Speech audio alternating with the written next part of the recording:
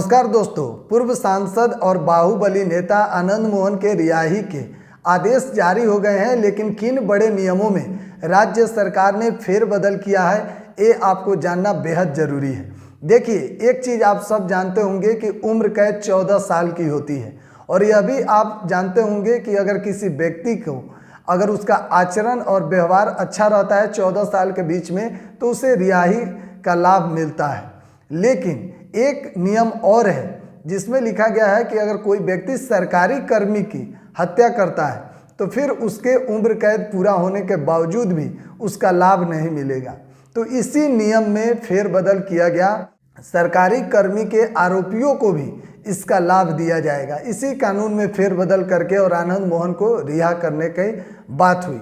देखिए, लेकिन आपको जानना बेहद जरूरी है कि पूर्व सांसद और बाहुबली नेता आनंद मोहन गोपालगंज के पूर्व जो डीएम थे जी कृष्णैया, उन्हीं के हत्याकांड के आरोप में आनंद मोहन को सबसे पहले फांसी की सजा सुनाई गई थी, लेकिन हाई कोर्ट ने उन्हें उम्र कैद में बदल दिया और उम्र कैद 14 साल की होती है। और आनंद मोहन 14 साल जेल में काटने के बाद अब अच्छे व्यवहार और आचरण के कारण उन्हें रिहा किया जा रहा है। लेकिन वह जो बड़े कानून नियम में फेरबदल किए गए, जिसमें लिखा हुआ था कि अगर कोई व्यक्ति सरकारी कर्मी की हत्या करता है, आरोपी है, तो फिर उसका इसे लाभ नहीं मिलेगा, उसी नियम में फेरबदल करके।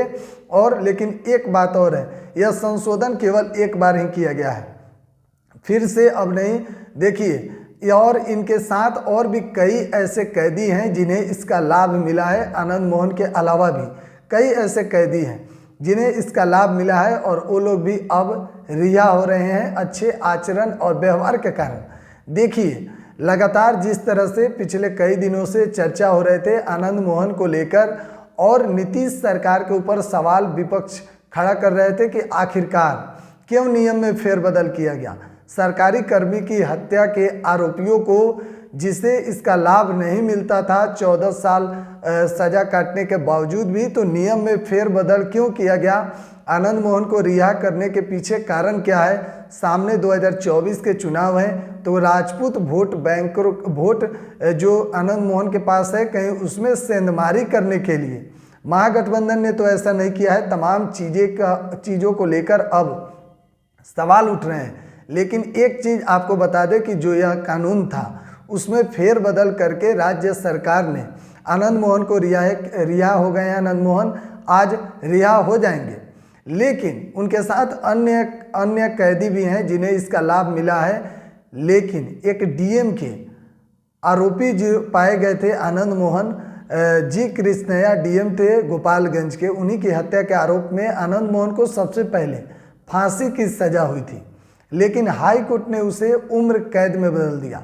और उम्र कैद में बदलने के बाद 14 साल अपना सजा पूरा करने के बाद अच्छे आचरण और व्यवहार के कारण राज्य सरकार आनंद मोहन को रिहाई को लेकर आदेश दिए हैं। और उनके साथ अन्य कैदी भी हैं, लगभग 27 कैदी बताए जा रहे हैं जिन्हें इसका लाभ मिला है, और वो लोग भी रिहा हो रहे हैं।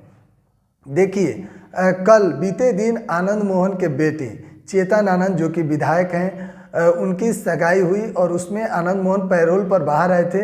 लेकिन अब कहा जा रहा है कि आनंद मोहन को अब हमेशा के लिए रिहाई हो गया है, क्योंकि वो जो बड़े नियम थे उसमें फेरबदल करके, जिसमें लिखा हुआ था कि किसी सरकारी कर्मी की आरोपियों को इसका लाभ नहीं मिलेगा, यानी कि 14 वर्ष पूरा होने के बावजूद अच्छे आचरण और व्यवहार के कारण भी उन्हें इसका लाभ नहीं मिलेगा।